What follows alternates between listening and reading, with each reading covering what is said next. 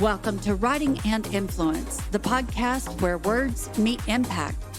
I'm your host, Elaine Acker, and I believe that publishing, whether it's a book, a blog, or even a simple social post, has the power to amplify your influence and change lives. Your words have power. Let's start writing with purpose.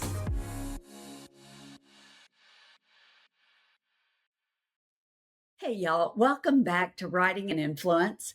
Today's guest is Patty Block. Now, Patty was referred to me by our mutual friend, Rich Hall, when I was considering selling one of my publishing imprints. And Patty had the best advice. So when I realized she had written a book and shared so much of her wisdom and insight, I had to invite her to join us here on the show. Now, Patty is a business advisor. She's the author of Your Hidden Advantage, which we will be talking about. And she's the creator of the Broken Cookie Effect.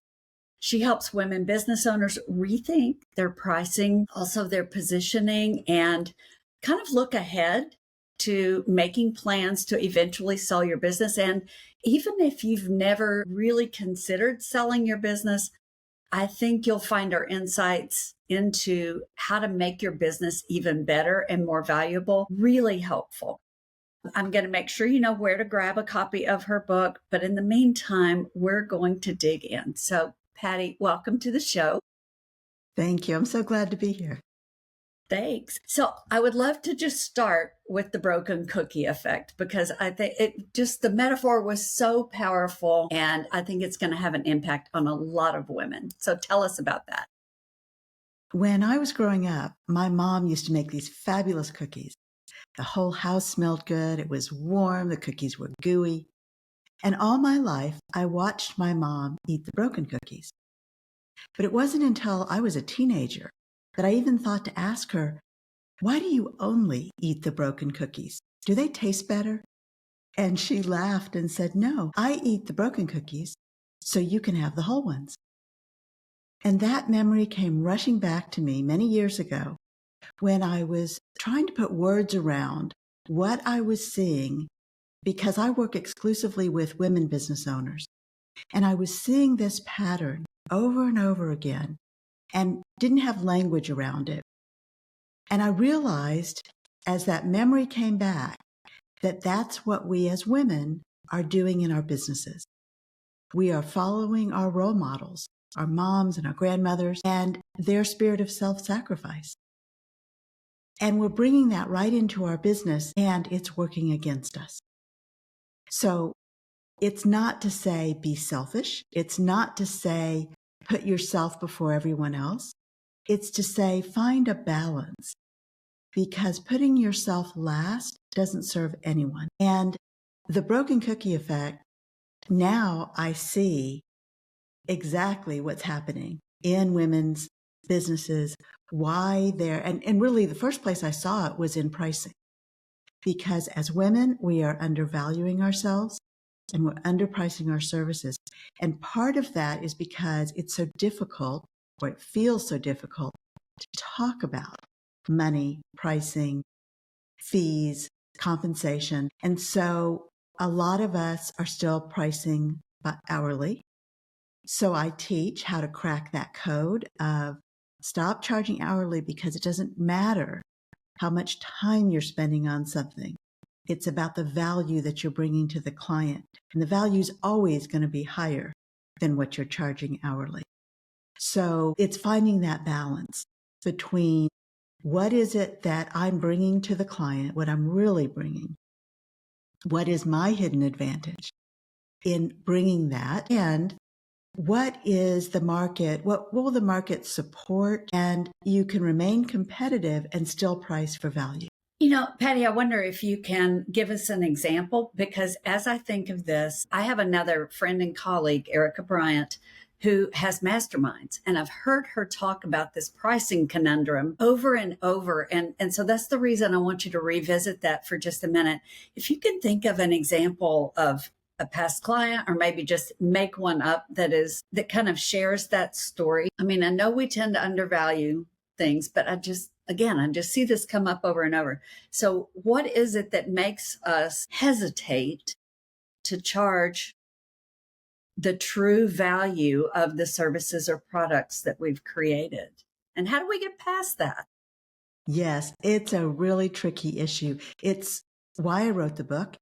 I also have an online program that focuses specifically on this issue called value-driven pricing. Part of the challenge is, and there are a couple pieces to this. One is, as women, we are highly ethical. We work hard to be honest in everything that we do. And it feels like we're picking a number out of thin air when we price for value. And that's not the way I teach it, but that's what it feels like. So then we start to think, wait, am I not being fair to my client? Am I being unethical in some way because I'm just, quote, making up these numbers? And I do understand that feeling, which is one of the reasons I teach a calculation method where I actually have a worksheet and you work through, and it can often start with your hourly rate. Although I will say most women, our hourly rates are too low to begin with. So you have to make sure you have a reasonable hourly rate, and then you're going to add to that contingencies. If you're delegating to a team member, if you are, as women, we always go above and beyond. So you're going to go above and beyond for this client. So build that into your pricing so that you are fairly compensated, because fair is the key word here. And right now, the way most women are pricing their services, it's not fair to the owner. Everyone else gets paid, your staff, your vendors, everybody else gets paid, but you may not be paying yourself. And that goes right back to the broken cookie effect. And so you can see it's very circular in how this plays together. So I think feeling like you're picking a number out of thin air is probably that misunderstanding of what I'm really talking about, and that there is a calculation, there is a rationale. And the other thing I would say is it's not just about price, it's about building a pricing model. Because with a pricing model, then you're standardizing and it feels less arbitrary and it's easier to talk about. So now when you have this rationale behind your pricing and you have a pricing model, which again is what I teach in value-driven pricing, and I teach in the book as well, I'm taking that model, and when I'm talking to a client, I can speak to that and make it less personal. Then it doesn't feel like it's about me or my pricing.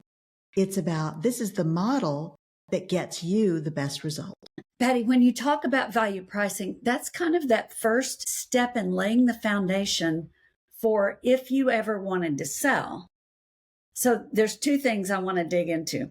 So number one, in our past conversations and in the book, one thing I've learned from you is that women don't typically even think about building something that they're going to sell. So that's thing one. And then thing two, I'd like to talk about how your mindset changes for your business when you have that goal in mind, regardless of whether you ever end up selling. So first of all, talk about why women don't typically think about selling. So thing one, why women don't typically think about selling. If you think about, especially for our generation and even the younger generation, because my daughter is in her 30s and is a business owner. And in fact, I have 3 adult children and they're all business owners. Yay. And my daughter does not think about selling her business.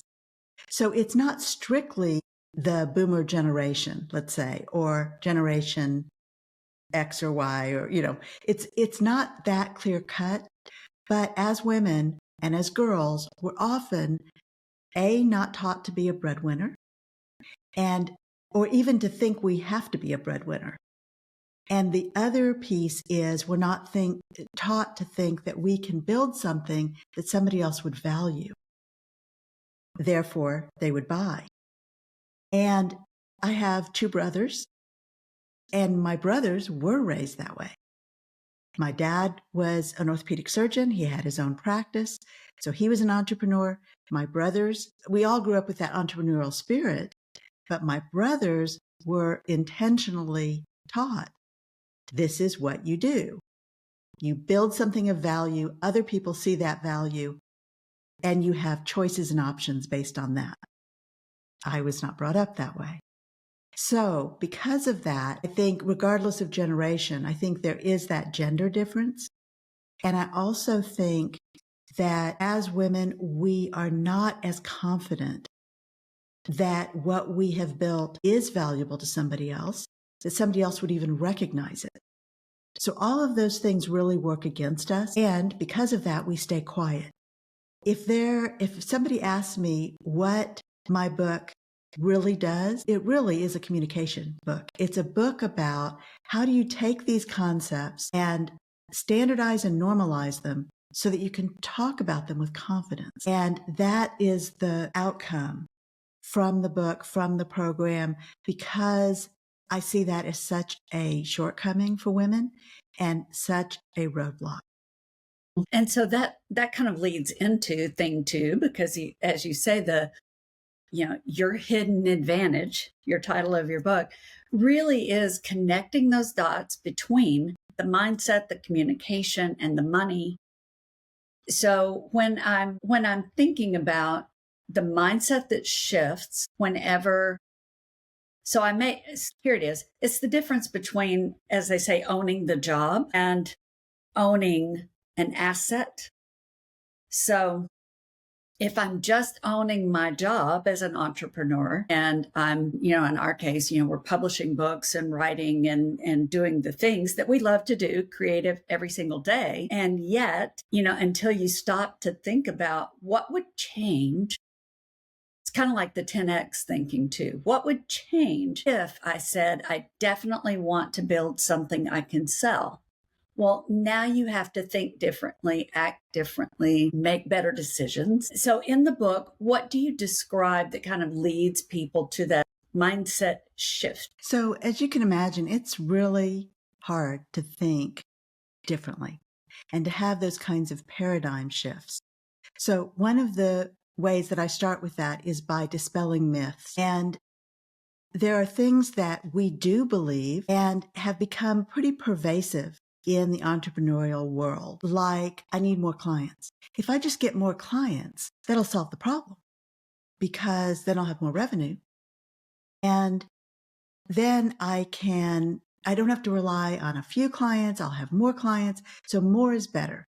And I'm in Texas and bigger is better, right? So because of that, we fall into these traps of thinking we need more and more clients.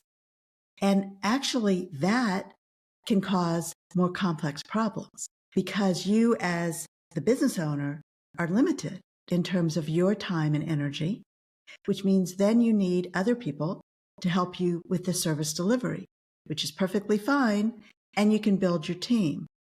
That is an asset in your business, building your team. But you still have complications, and it does not mean that you're going to be more profitable if you have more clients. You might have more revenue, but there's a difference between bringing in more revenue and really being profitable. Profitable comes back to what is the money coming in? What is the money going out? So now if you're paying your team, you're paying vendors, you're buying technology, you're spending more because you need more resources to take care of more clients. So again, it's a little bit of a catch-22 in terms of what we believe and how we make decisions based on that. And again, I go through those in the book, and there's an example of a client of mine who I think throughout the time we worked together really believed all she needed was more clients. And we changed her pricing. We restructured so that it was more standardized. The best thing about a pricing model in particular, but anytime you standardize in your company, is that it takes away that feeling of it's personal. So if you're, quote, selling your services and someone pushes back on pricing, we tend to take that personally. We tend to feel like I made a terrible mistake. I asked for too much, or I moved too quickly through the process, if you even have a process, or, I should have known that their budget wouldn't support this. All these mental gymnastics, right? And so because of that, we back down. We give what I call invisible discounts. Oh, no. Because of this situation, whatever it is, because of this, I'm going to offer you a 10% discount or a 20% discount or a 30% discount. And you start offering discounts nobody asked for because you feel guilty and you take it personally. But when you have a structure, like a pricing model, then it's structural, not personal. Yeah. And it makes all the difference. So to your point about if you're building something with the idea of building value and of having an asset that somebody else will value and eventually buy, then every step you take, you're going to be building that value very intentionally and making decisions based on that. So all of that helps you build a healthier business while you're positioning for your exit. Yeah, I love all of that. And just so everybody knows, whenever you get the book, you're also going to get access to some bonuses that Patty offers. And one of those is a video training called The Value Equation. So that'll help you dig into that a little bit further. And also, there's a full PDF on beating that broken cookie effect. So there's a couple of extra resources in there that are really going to help you take the next step. Patty, I know you also do some coaching. So I'm wondering if you can share a story about a time when you started working with someone. And just to put this in perspective, y'all, whenever you're working with Patty, it's a multi-month, probably multi-year kind of situation because you're really going through all of these steps that we're talking about. I mean, you're talking about what does it take to build solid pricing and your value equation and to start to look ahead to the future. So that's why I'm asking, is because I know Patty has perspective over a period of months and probably years of what it takes. So if you can tell us about somebody who started out and was perhaps kind of hesitant or wasn't really sure how to start building that value and then ultimately was able to work toward making that exit. What does that look like? It's different for everyone. I will mention that one of the most common scenarios is when a buyer comes to you. So most of my clients, we do the foundational work, we do the preparation, we position for exit because the owner knows that that's their goal. But as I mentioned, everything we're doing is also making the business more stable and run better with less stress. So there's all these positive outcomes. Typically, I work with my clients between 3 and 6 years. So let's call this client Diane. And she wasn't necessarily hesitant in working together, but her goal was different. We ended up working together for over 6 years. And the beginning was because she had grown so fast. She believed she needed more and more clients. So that was her goal, and she was bringing in a lot of clients. The challenge was then it was very difficult to get control of everything. And so she wasn't hesitant in working towards selling. She was overwhelmed and not necessarily profitable, bringing in money, doing good business, but not consistently profitable. Some months were better than others. And so as we worked together, she started getting a better handle, better control over the day-to-day operations. Once you can do that, then you can start looking to the future. Because before that, you really can't. You have to handle what's in front of you, whether it's important or it's urgent or it's both.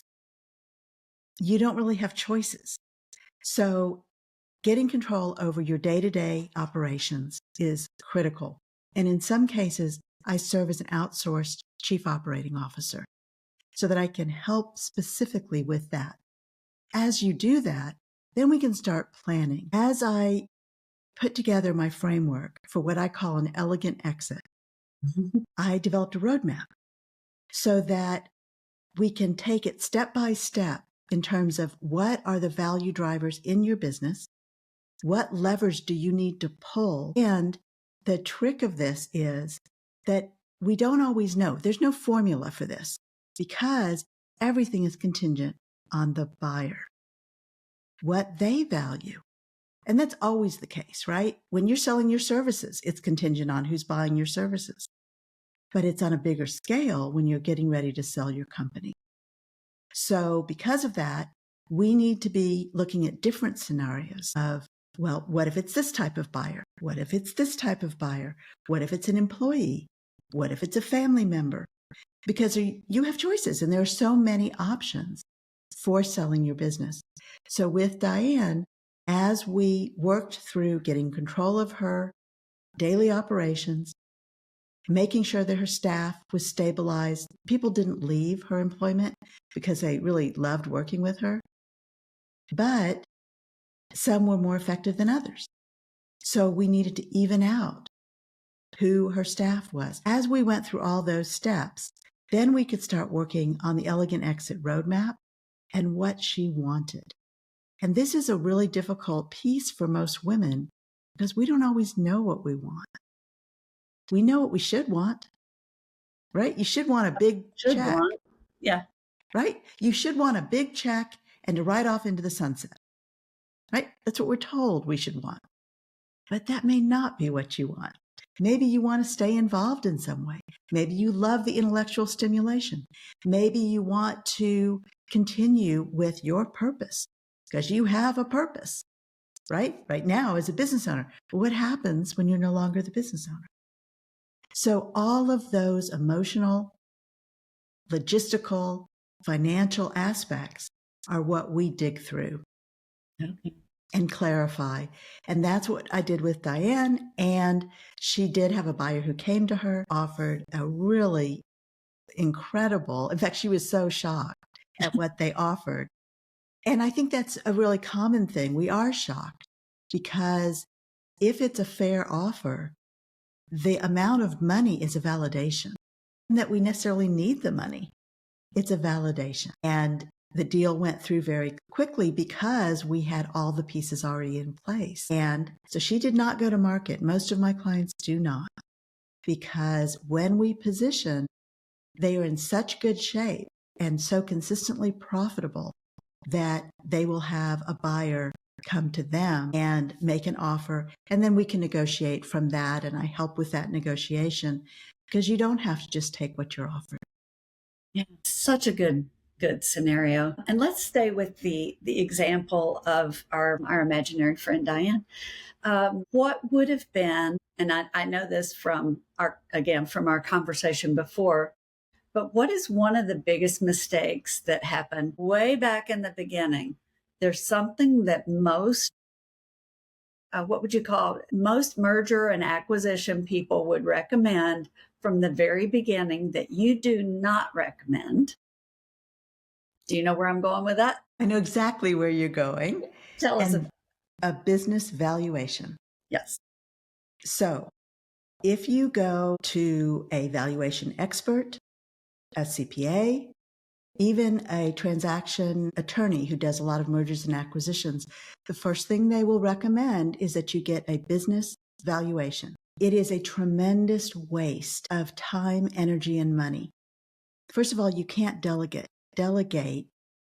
gathering all the information. And believe me, it's a ton of information to do this valuation because you have to balance out secrecy and stability. Most of the time, if you're interested in selling your company or exiting in any way, you must keep it a secret because otherwise your staff will start to leave, your clients may start to leave, everyone will run for the hills. And it's critical that you maintain the value of your company with your staff, again, considered an asset, and your clients, and that consistent, predictable revenue, which is an asset. So that needing to keep a secret, even from your employees, certainly, and even from a key employee, is extremely difficult. So you want stability and secrecy to be balanced. Now, you have to take your time and energy and focus on whatever it is, all the data that you need to collect for the valuation. Now, in addition to that, valuations can run between $10,000 and $20,000. And that valuation will be incorrect within a few months. So what is the point of doing all of that and spending all that money when it's going to be incorrect in a few months? You've now shifted your focus away from generating business, from running your company, from managing your staff. And a lot of times you'll see a drop in value.